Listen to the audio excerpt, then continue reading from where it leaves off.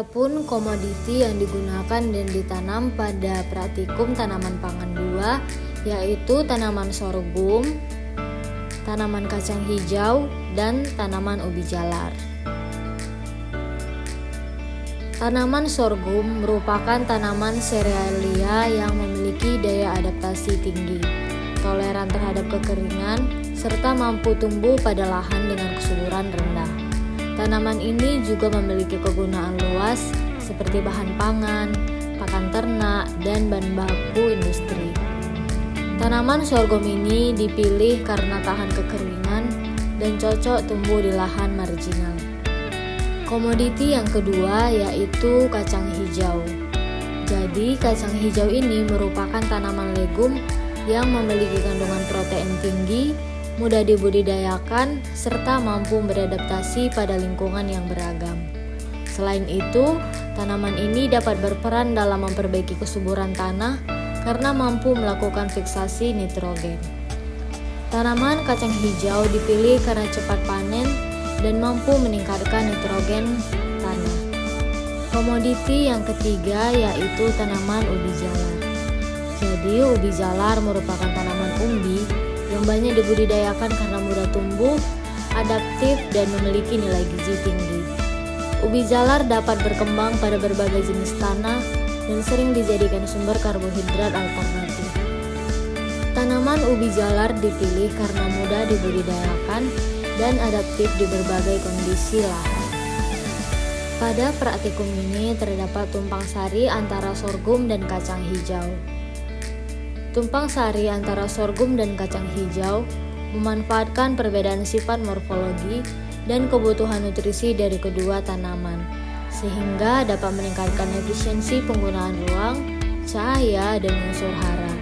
Sistem ini juga dapat menghasilkan produktivitas total yang lebih tinggi dibandingkan monokultur. Kegiatan budidaya yang dilakukan pada praktikum.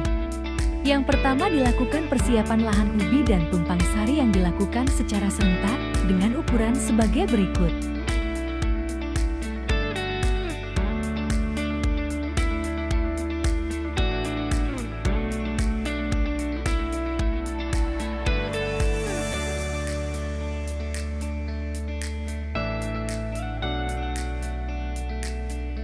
Penyemaian sorghum.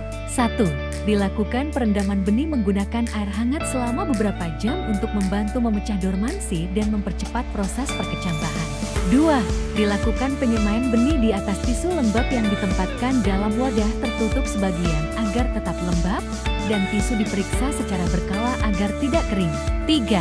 Dilakukan pemantauan hingga benih mulai berkecambah, yaitu saat muncul calon akar atau akar kecil. Keempat, dilakukan pemindahan benih yang telah berkecambah ke dalam tray semai berbahan kulit telur atau rak telur dengan media tanam lembab dan gembur. 5. Dilakukan perawatan bibit di tray hingga bibit tumbuh lebih besar dan memiliki daun sejati. Perawatan meliputi penyiraman teratur, pengaturan cahaya, dan perlindungan dari hama. 6. Dilakukan pemindahan bibit sorghum ke lahan setelah bibit cukup kuat dan mencapai ukuran yang siap tanam, biasanya setelah beberapa minggu di tray. Penanaman. Dilakukan penanaman tanaman sorghum dengan jarak tanam 80 x 20 cm. Tanaman kacang hijau dengan jarak tanam 80 x 20 cm dan jarak antara sorghum dan kacang hijau 40 cm. Penanaman ubi jalar. 1. Pemberian pupuk organik ke dalam lubang tanam. 2. Pemilihan stek sehat dan bebas hama. 3. Pemotongan stek dengan panjang 30 cm. 4. Penghilangan daun bagian bawah. 5. Penanaman stek secara tegak atau miring. 6. Penanaman dilakukan pada bedengan yang sudah disiapkan. 7. Penekanan stek agar menempel kuat pada tanah. 8. Pengaturan jarak tanam sesuai peta percobaan.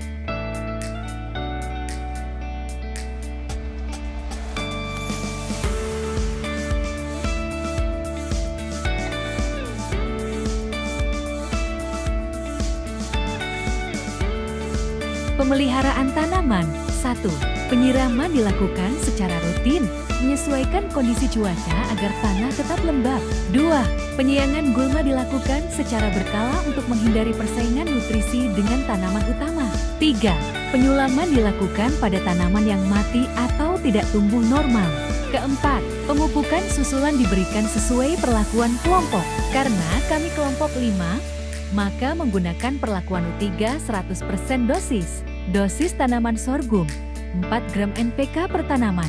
Dosis tanaman kacang hijau, 4 gram NPK per tanaman. 5. Pembumbunan dilakukan khusus pada tanaman ubi jalar untuk membantu pembentukan umbi. 6. Pengendalian hama dan penyakit dilakukan bila ditemukan gejala serangan. Pengamatan pertumbuhan. Pengamatan pertumbuhan dilakukan secara rutin setiap minggu sepanjang masa pertumbuhan tanaman. Parameter yang diamati meliputi tinggi tanaman, jumlah daun, dan persentase tumbuh. Seluruh hasil pengamatan dicatat pada lembar pengamatan untuk dianalisis lebih lanjut, dan setiap perubahan tanaman didokumentasikan sebagai bahan pendukung hasil praktikum. Kegiatan panen dilakukan ketika setiap tanaman mencapai umur siap panen. Sorghum dipanen dengan memotong mala yang telah matang, kacang hijau dipanen saat polong berubah kecoklatan, dan ubi jalar dipanen dengan membongkar bedengan. Seluruh hasil panen kemudian dikumpulkan, ditimbang, dan didokumentasikan.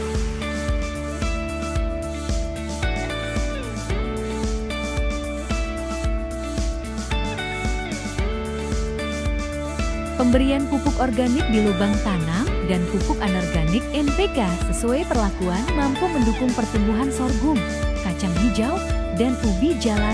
Kombinasi kedua jenis pupuk membantu meningkatkan pertumbuhan awal, memperbaiki perkembangan tanaman, dan menghasilkan panen yang lebih baik pada ketiga komoditi.